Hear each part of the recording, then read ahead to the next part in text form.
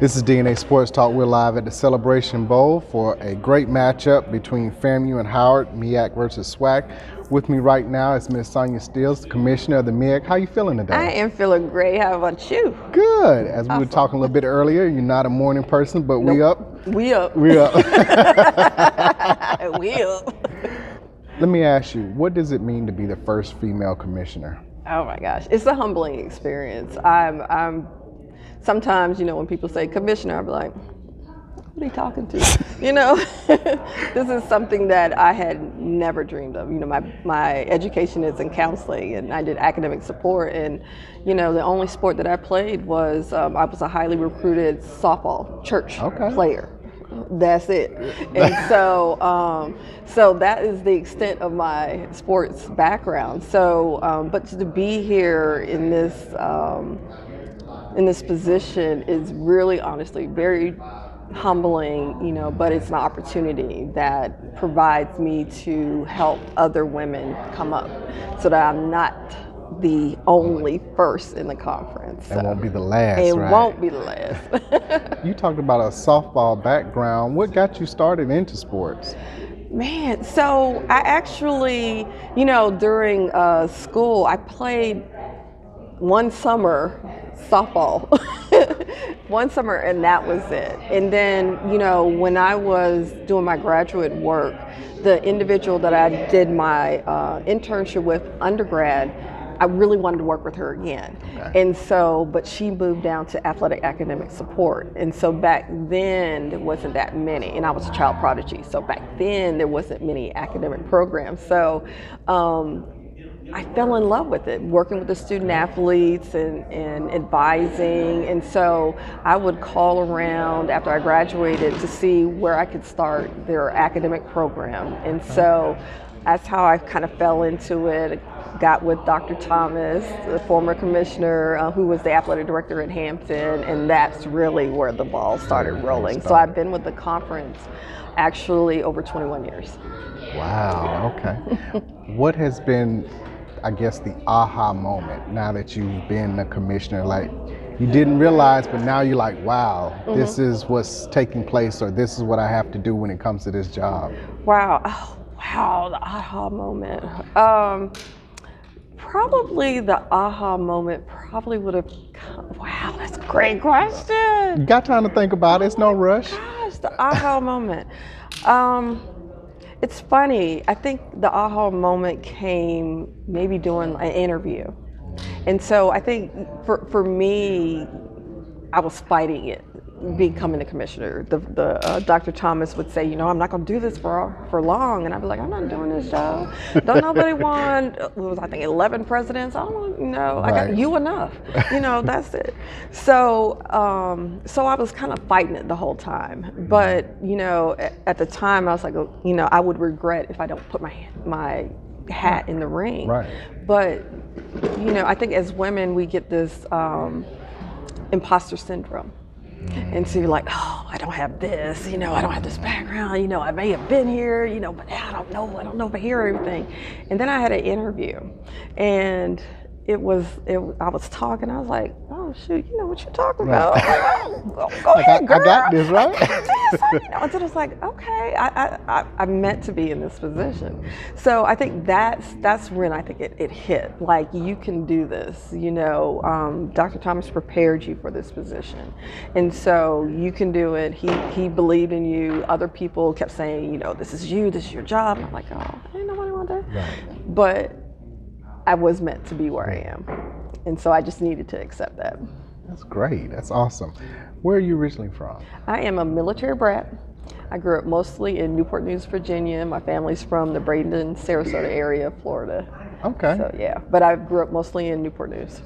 So let me ask you, how did where you grew up, did it shape anything into where you are now in this position?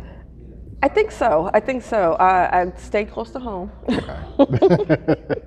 It's funny because I growing up, I didn't know too much about HBCUs. That's just wasn't the thing that I heard about, right?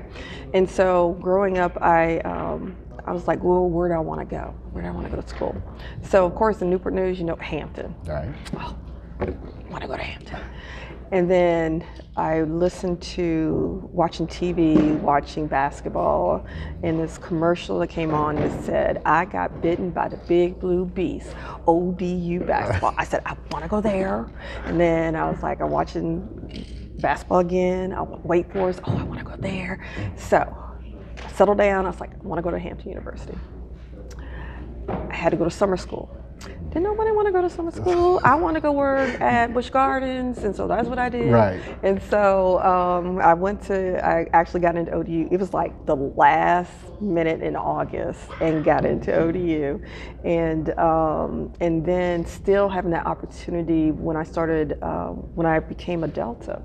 I ran into these bros during this Amperin Fest, and they were football coaches at Hampton, assistant football coaches, and they really got me exposed to the HBCU culture, you know what I'm saying? And so then I was like, all right, I'm doing my master's at Hampton, and just so immersed. And from there, my whole career is HBCUs from there. You know, I love it. It's the family, again, the culture, the pageantry. There's nothing like it. And no matter where you go, no matter what HBCU, it's one big family. It's us against them. And I love it. I love it. So that's really how I kind of fell into it. So you're recruiting for Hampton right now, but not really. But go for any. No, because my paycheck is MEAC. Right.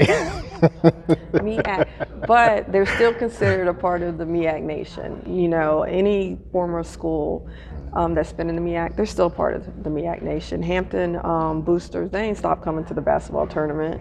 You know, they still come to the office.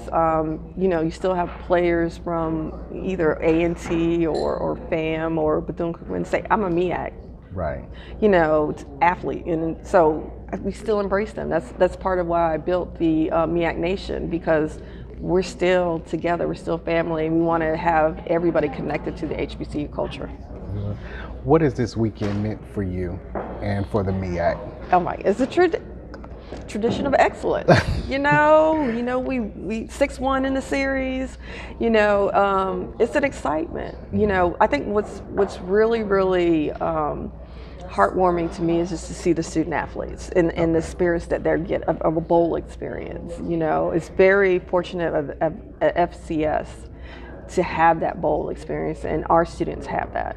And so just seeing them, you know, the smiles and joy, you know, Drum Major Mickey, you know, designed particularly, you know, for this,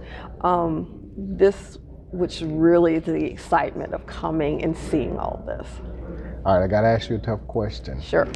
What are the pros of coming to the Celebration Bowl, and what are the pros for playing in the playoffs if you're an FCS school? Sure. So I'm gonna say it's gonna be more pros to be in the Celebration Bowl. Okay. Okay. All right. So financially speaking, the revenue share, not only for the institution that's participating in it, we have a revenue share that all of our football playing institutions share in the pot. Right.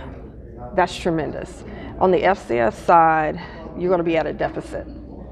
So you're going to participate, it's great, you know, you're saying that you're playing a part of it, but traditionally we haven't had a team to excel in the playoffs since I think 1999. Yeah, right. So when you say financially, the Celebration Bowl, the pageantry, the Celebration Bowl, the coming together of all HBCUs to support this type of game, you're going to get it on the Celebration Bowl side. You're not going to get that with the FCS. The enrollment that comes up because you're on ABC, you know, your major network, you cannot buy the marketing that we get from playing in this game. So Celebration Bowl all day long. Done. That has been the best explanation I've gotten so far when it comes to that. All right, last question before we let you go. And you got a million other things to do today, I understand. Absolutely. What are some things that you're looking forward to trying to implement and do in your role as commissioner? Absolutely. So one of the things I started the MEAC Foundation, which is a 501c3 to help grow all of us rise together. And so one of the things is to bring back men's and women's golf from the Northeast Conference, the same thing with baseball. So we need that with donations coming in to help fund those programs. Second thing is to help with broadcast quality across all of our conferences. So that's going to help us on our multimedia rights side. But we want to be able to go, plug and play. When ESPN comes in, we need to get our infrastructure together. So the things that we want to do within the foundation is to help all of us rise together. The stronger we are as the elite eight, the better we're going to be. The better that we're going to attract other institutions who we think that align with us. So that's really going to be my focus, is to get that money into that foundation. Okay, excellent. Well, thank you so much, and I appreciate your time today. I appreciate it. Hey, whatever way you can help, let us know. Thank you so much. Thank you.